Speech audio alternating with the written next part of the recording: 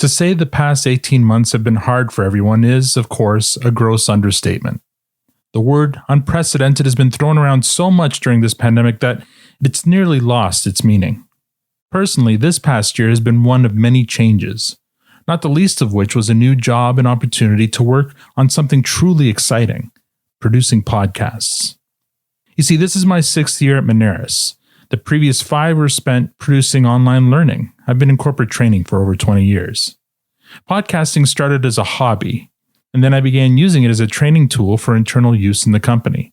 So you can imagine my delight when I was offered a new position at Moneris to produce podcasts.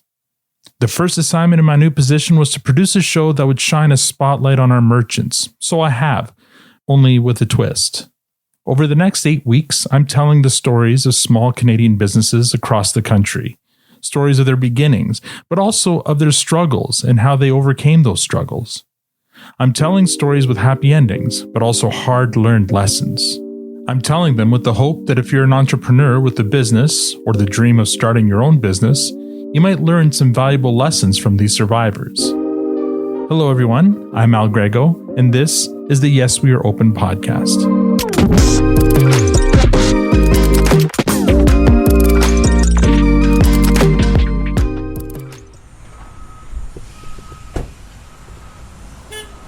Today, I'm in Mississauga, Ontario, a large city just west of Toronto, situated on the shores of Lake Ontario.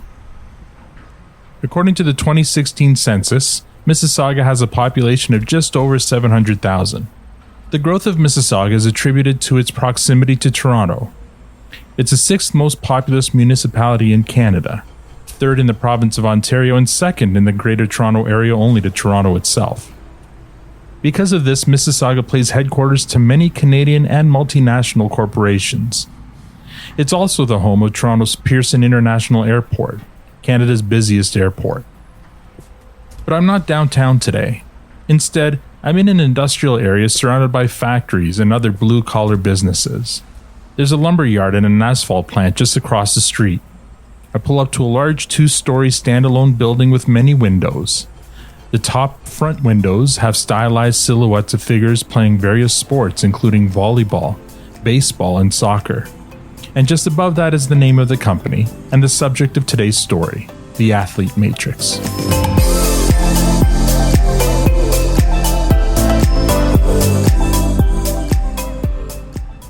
How you doing? Oh, hey. Things going well? Yes, how are you? I'll be ready for you when we're finishing a Zoom meeting up on here. Yeah, that's fine. I'm welcomed into the building by Reed, who's in the middle of a Zoom call with a client, so I stay quiet. I walk into a large, welcoming lobby with a large staircase. It's very quiet today, likely due to the fact that many businesses are still slowly reopening after the latest lockdown. To my left, there appears to be some sort of sports medical clinic. Upstairs are the offices of the Ontario Blue Jays Baseball Club, but Reed leads me through the door to the right to a gym. There's currently no one there, so we sit in the gym to conduct our interview. Hi, my name is Reed Hall, and I'm the High Performance Director here at the Athlete Matrix. First of all, maybe give it a little bit about your background. I ended up playing at the highest level for beach volleyball. I played full-time on our national team. I was the 2009 Canada Games gold medalist with my beach volleyball partner, Adam Podstaka. And then when I finished my career in beach volleyball, I was very inspired to become a strength and conditioning coach because in the sport of beach volleyball, I was a really undersized athlete. So meeting a strength coach and actually having someone that helped me get small, consistent weekly improvements is what actually allowed me to play at the highest level. And then for the past 10 years, I've been specifically working with volleyball athletes from a strength and conditioning perspective. When does Athlete Matrix open its doors? So the Athlete Matrix opened in 2016, and it was actually a crazy story on how it happened. The person that bought the Ontario Blue Jays and decided about opening the Athlete Matrix was actually my client. So before all this happened, he was my personal training client. I was helping him lose weight and getting better physical shape. And I haven't heard from him for a while. And then I got an email saying, Reed, I bought the Ontario Blue Jays, come and meet me. And then I met with him and we had this big idea on, about evolving this facility beyond just Ontario Blue Jays, which is baseball, and opening it to other performance-based training for different sports as well. That client of Reed's was Joe Wilkinson, who along with Stephanie Wilkinson owned the Ontario Blue Jays and were looking for other revenue opportunities for their new facility. Here's Stephanie. It came from the previous owners moving from a smaller facility because baseball had really outgrown that space. And they jumped to this place at the same time as expanding the baseball program. And they had other plans for what could go in here. You know, maybe a restaurant could go in here, maybe a store could go in here. There were lots of great ideas. And it just, when you really started looking at the feasibility and all the things that were going to happen to make that happen, there were limits. So there needed to be something else. And this ownership group decided that it needed to be all sports. And Joe Wilkinson knew of Reed and knew his background in training and in volleyball, and thought that that would be a really good fit for somebody that he had felt was a go-getter, somebody who really wanted to make something of himself, but he wanted to give back and train to kids as well.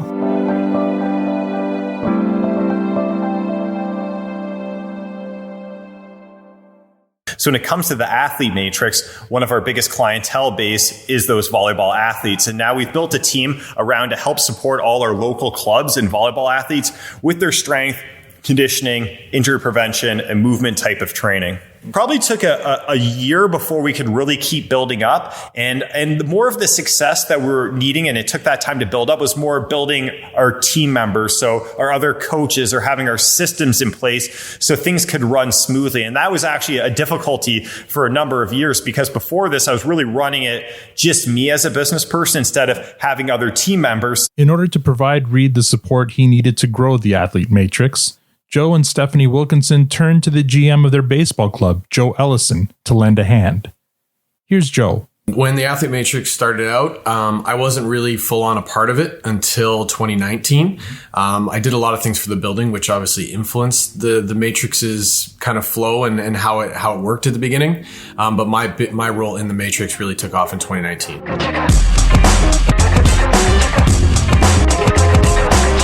When I realized this was going to work is actually for the space that I'm in, where we're training a lot of volleyball athletes, there's a couple competitors out there.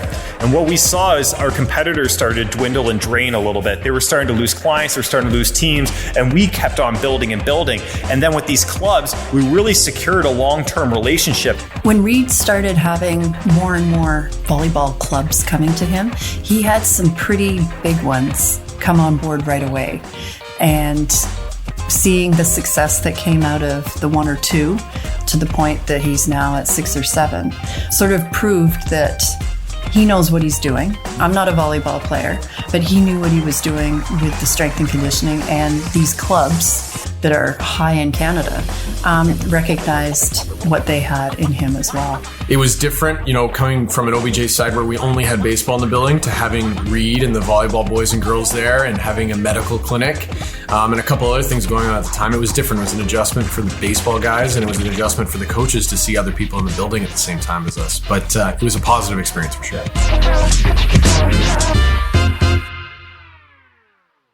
Right now, we have multiple athletes that play at a very high level. So some of our current national team level beach volleyball players, indoor players, and also our youth athletes that are in like the youth national team and all that. One athlete that I pay particular attention to is Sophie Bukovic. And now she's a 3-time NCAA champion from USC for beach volleyball. And she won the U21 beach volleyball world championships. And now I train her full time that she's been out of college. And, she's preparing and playing on the world tour now. And hopefully it's going to be our next Olympian, one of our next Olympians in the upcoming Olympics. But we've been working with tons of volleyball athletes. It's over 83 athletes that we have worked with have gone on to gain an NCAA Division I scholarship, which is pretty crazy over these past years, because there's not that many of them that are getting those scholarships to go over to the States. Volleyball obviously is a big part because it's what you have background in, but you mentioned other sports. So we really attract a lot of jumping athletes, because volleyball, it's a lot of jumping. So naturally we get a lot of basketball players in here as well. So it's very volleyball, basketball. We get some track and field athletes. We've even had some elite level gymnasts. It's a nice fit between basketball, volleyball, track and field, gymnastics, because there's a lot of similarities. Up next, the athlete matrix is firing on all cylinders. But what happens when a pandemic causes all organized sport to shut down? Stay tuned to find out.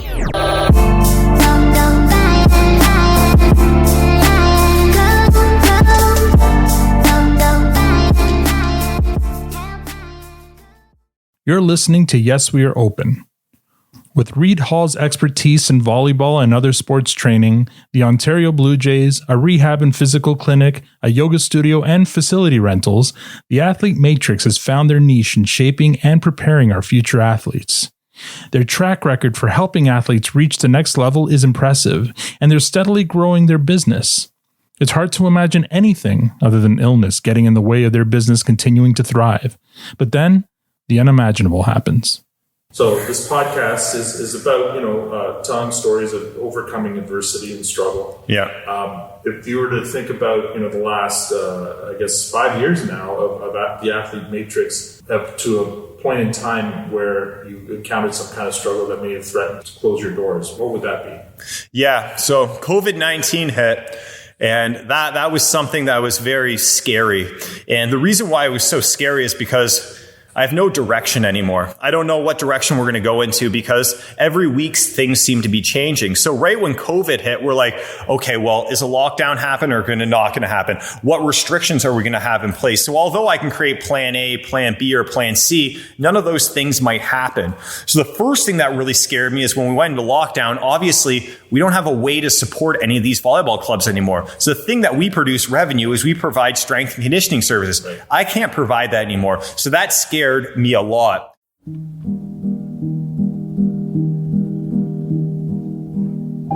For us in March 2020, that's where we found our rentals, which are local community-based teams. They rent for 2 hours, Friday nights, all day Sunday. That first Friday night, we had a whole night of rentals scheduled.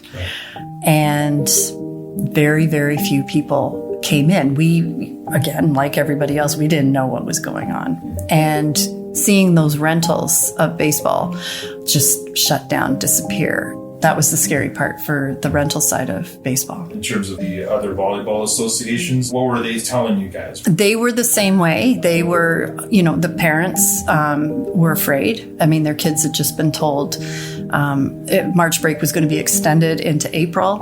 What does that mean for us? Does it mean, we'll just keep everything shut down for a couple of weeks?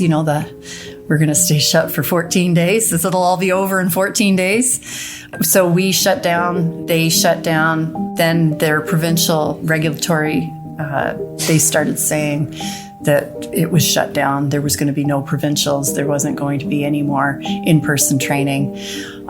Everybody was going to stay home and everybody was going to do their part. It was obviously a big change for us. I mean, I know talking with Reed through the shutdowns and through the almost restarts, it was very similar to what we're doing on the baseball side, where you're planning for stuff that doesn't exist and you're just hoping for the best. And then there's going to be rules. And, we trained outside with Reed's gym. We trained outside with the Blue Jays gym.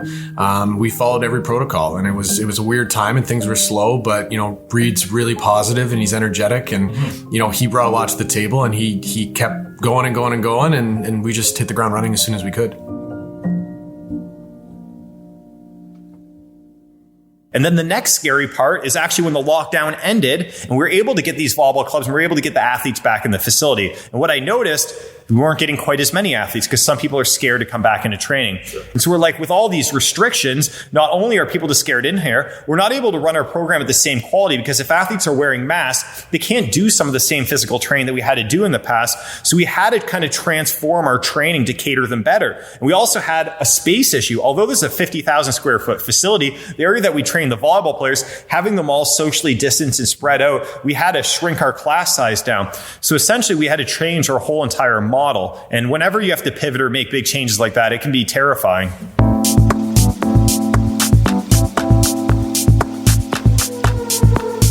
So during this time, successful businesses have learned how to pivot and to navigate and to, create their own solutions to these problems.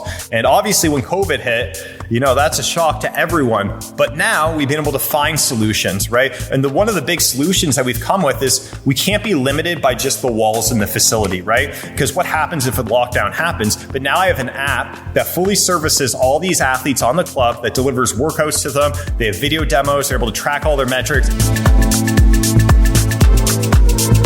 This app is what kept us able to create revenue. So when the lockdown happened, I got this app set up. I communicated with all the volleyball clubs, and they were sold. They're like, you know what? This is the best way to keep our athletes active. We know they can't go into a facility. We know they can't play volleyball. But now we have a system where, they can work out at home, where they got video demos, and they're able to track all their metrics. They're able to communicate with each other. Like, it's something that was a solution for them, the best solution in the current situation, because at the end of the day, we need these kids to keep moving.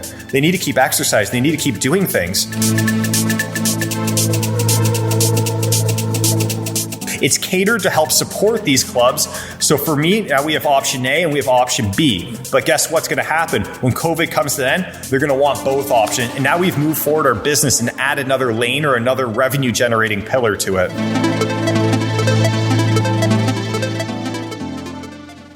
Coming up after the break, we find out if the athlete matrix was able to weather the storm of this pandemic.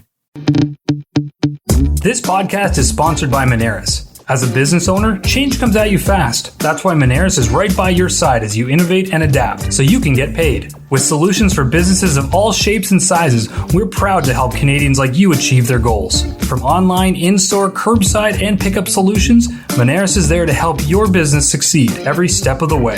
To talk to one of our business advisors, call 1-866-MONERIS or visit Moneris.com. Welcome back to Yes, We Are Open. Reed Hall of the Athlete Matrix was faced with the challenge of his career. How could he train his athletes when they weren't even allowed in the building? And without those athletes, how can there be an athlete matrix? Did the pivot work? As the economy slowly reopens, will those athletes return? So what is the outlook for athlete matrix? So things now look really good because so most of our volleyball contracts would start in October or November. So I was able to re-sign all of our club contracts plus a couple new contracts. And the thing that was amazing is we were able to plan ahead this year. Okay, plan A, if everything's open, COVID doesn't affect anything, this is what we're doing. If COVID does affect things, this is what we're doing. We're moving all the training fully online and everything like this. So for me, this is super amazing because, a lot of the stress is because of the fear of the unknown, right? I don't know what's going to happen next. But now, since I was able to create some different solutions and different things, I know that I'm able to support these club contracts. We know we're going to have this revenue in. We know that we're going to be able to pay our employees, and we know that we're going to be able to keep moving forward.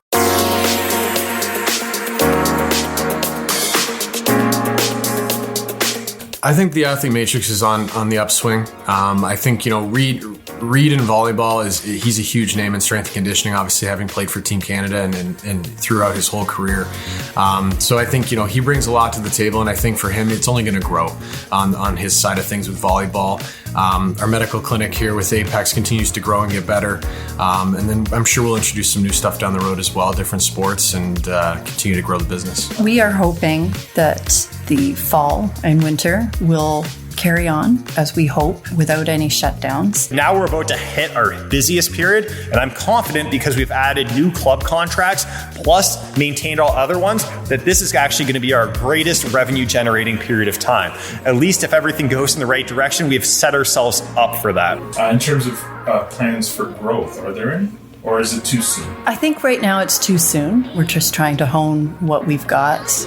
Get community baseball back in here for rentals, get club teams back in here for volleyball, strength and conditioning. That's what we want to do. We want to be 100% full.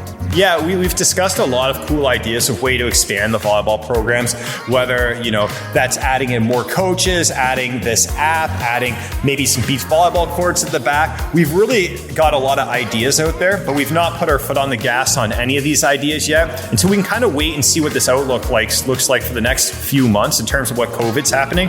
And then once we have a greater picture of what normal is going to look like, then we can put on our foot on the gas and be aggressive. But for the time being, it's kind of staying in our lane, the things that we've offered, so that new app and our facility training, and just kind of keep scaling that forward.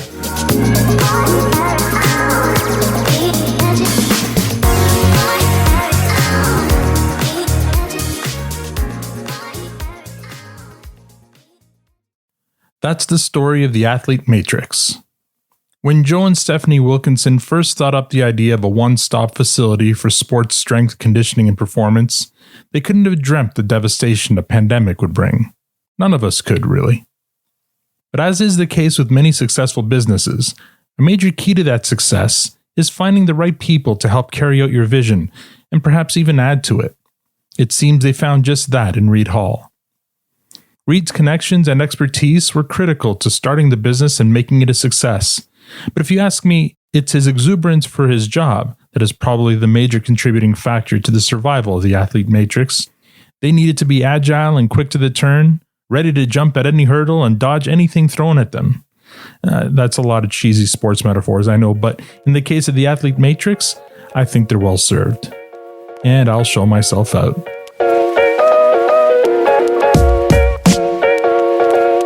Yes, We Are Open is a Moneris podcast production. I'd like to thank Reed Hall, Stephanie Wilkinson, and Joe Ellison for taking the time to share their story. You can learn more about the Athlete Matrix at theathletematrix.com. Follow them on Facebook or Instagram at The Athlete Matrix. And on Twitter, they're Athlete Matrix. For more information about this podcast, visit the site yesweareopenpodcast.com. If you'd like to support us, rate us on Apple Podcasts or wherever you get your podcast. If you're a Canadian small business owner, or if you know one with an interesting story of perseverance to tell, I'd love to help tell it. You can contact me at podcast@moneris.com. Tune in next week for another story of small business struggle and survival on the Yes We Are Open podcast. I'm Al Grego. Thank you for listening.